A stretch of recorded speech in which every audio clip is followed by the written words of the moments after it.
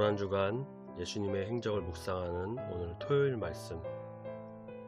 예수님께서는 우리 죄를 위해, 구원을 위해 십자가에 달려 죽으셨습니다.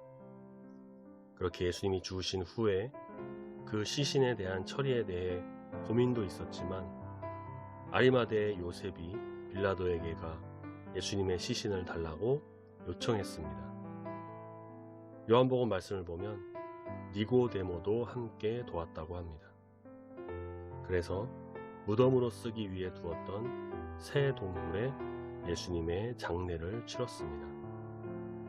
사실 당시 로마법에 따르면 십자가에 달려 죽은 사람은 반란이나 살인과 같은 큰 죄를 지은 사람이었고, 그래서 십자가에 달려 죽을 때까지 그렇게 놔뒀고, 죽은 뒤에도 그냥 그렇게 오랜 시간을 방치했다고 합니다.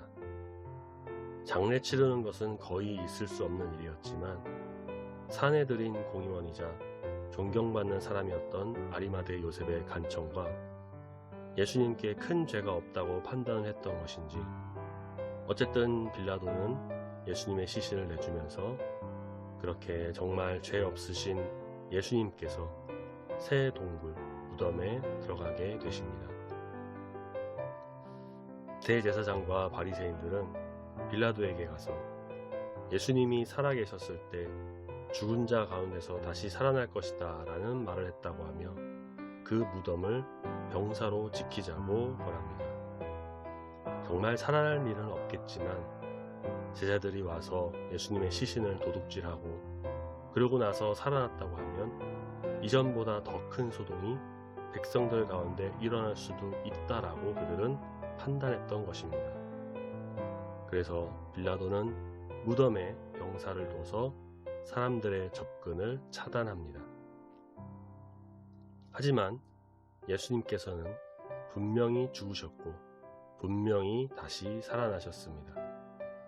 동굴을 돌로 막고 병사를 두고 감시를 해도 예수님의 죽음을 되돌릴 수도, 그리고 부활을 막을 수도 없었습니다.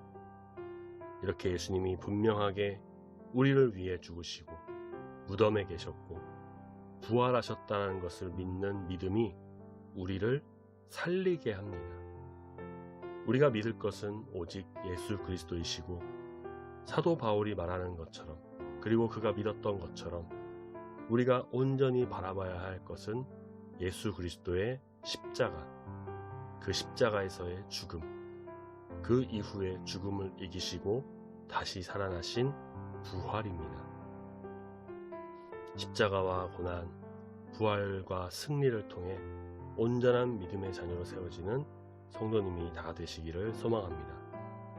내일은 부활주일입니다. 죽은 자 가운데서 다시 살아나셔서 잠든 자들의 첫 열매가 되셨습니다. 부활절 새벽 5시 30분 우리가 새벽 예배도 나오셔서 부활의 주님을 만나며 부활의 기쁜 소식을 전하며 믿음으로 주 앞에 나가는 우리 중부교회 모든 성도님들이 되시기를 소망합니다. 기도하겠습니다. 하나님 아버지, 감사합니다. 결국 예수님께서는 십자가에서 죽으시고 아리마대 요셉에 의해 무덤에서 장례가 치러진 것을 보게 됩니다. 사람들은 그 부활을 믿지 않고 더 큰 소동이 일어날까 두려워했지만 예수님께서는 분명하게 죽으셨고 무덤에 계셨고, 그리고 그들이 군사를 두고 돌을 놔도 그 무엇도 예수님의 부활을 막을 수 없었던 것을 우리가 보게 됩니다. 예수 그리스도의 십자가, 고난, 부활, 우리가 믿어야 할 것은 바로 이것임을 알고 그 믿음으로 신앙의 길을 걸어가는 주의 백성이 되도록 인도하여 주시옵소서. 내일 부활주일 새벽에도 깨워주셔서 마리아와 여인들이 새벽에 예수님을 맞이하러 갔던 것처럼 부활의 기쁜 소식을 전하는 우리 중부교회 성도가 되도록 인도하여 주시옵소서. 오늘 하루도 함께하여 주시고 감사드리며 예수님 이름으로 기도드립니다. 아멘.